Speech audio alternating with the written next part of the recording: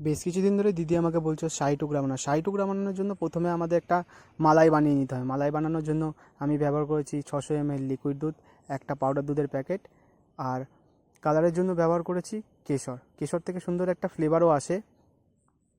আর মিষ্টি করার জন্য দিয়েছি 50 গ্রাম মতো চিনি, আর দিয়েছি একটা এলাচের টুকরো। ভালো করে ফুটিয়ে নিয়ে কাজু, কিশমিশ আর আমন্ড বাদামের টুকরো দিয়ে দিয়েছি।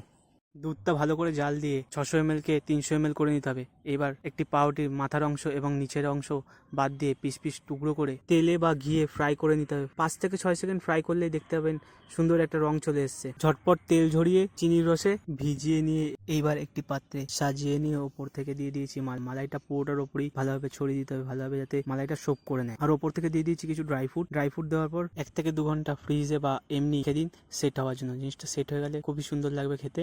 তো আর দেরি না করে বানিয়ে ফেলুন শাহি টুকরা।